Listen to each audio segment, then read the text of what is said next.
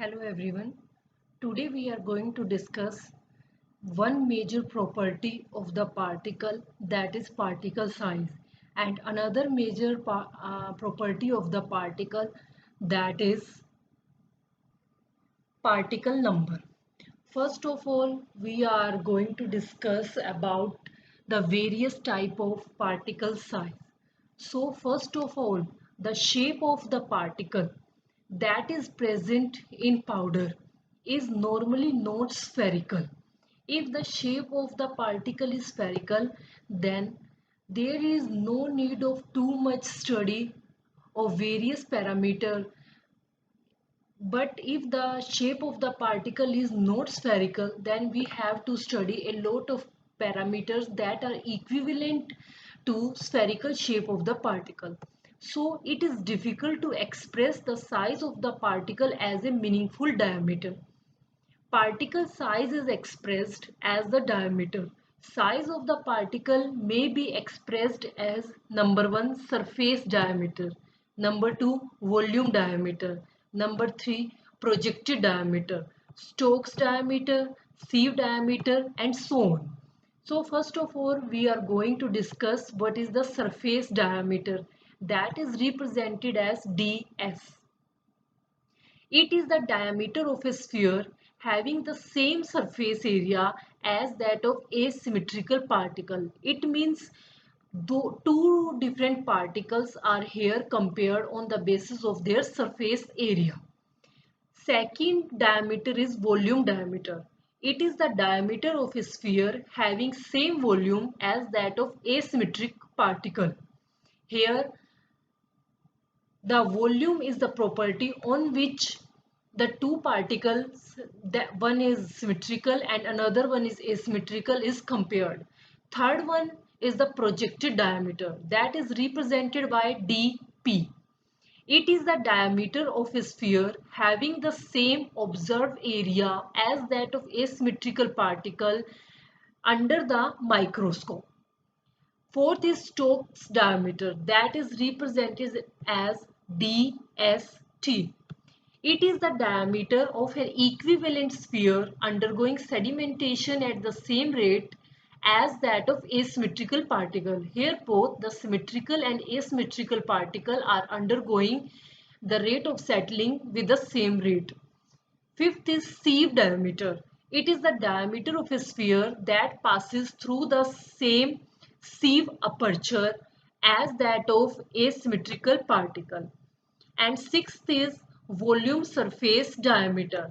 It is the diameter of a sphere that has same volume to the surface area ratio as that of asymmetrical particle. Generally, if in the pharmacy, particles are not monodisperse. It means the particles that are present in a particular lot are not of same size, but the size of the particle differ from each other. So they are called polydisperse.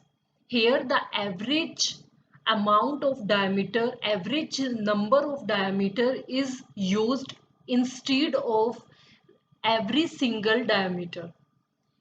So mean particle size is calculated by arithmetic mean. It is the sum of particle size divided by number of particles. Mean is calculated if the diameter of one particle is 2 and another one is 4, then mean is calculated 2 plus 4 divided by number of particles that are 2, and the arithmetic mean will come 3 micrometer.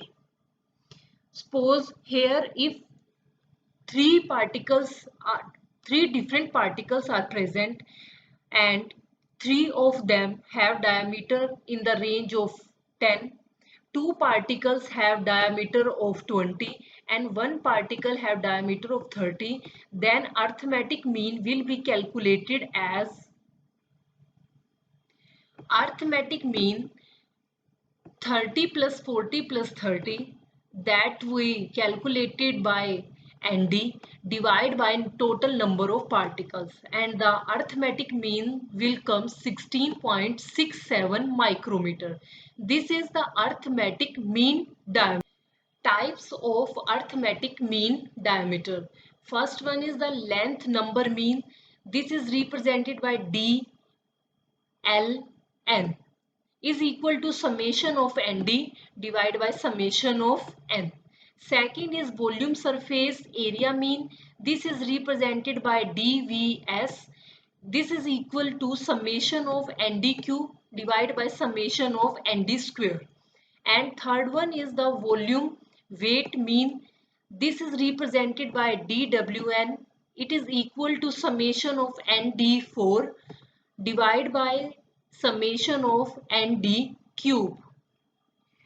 Fourth is mean weight diameter or the volume number mean. It is represented by dVn and this is equal to under root raised to power 3 summation of ND cube divided by summation n. Fifth is surface number mean. This is represented by dsn. It is equal to under root of summation ND square divided by summation n. Second type of average mean is geometrical mean. The advantage of geometrical mean is that only one value of geometrical mean is obtained, whether we consider its length, surface area or the volume. So the study of a single parameter is comparatively easy. So this method is comparatively easy with respect to arithmetic mean. It is represented by DGO.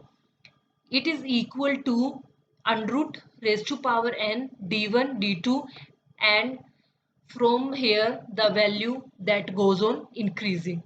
N is equal to number of particle, d is equal to diameter of each particle size.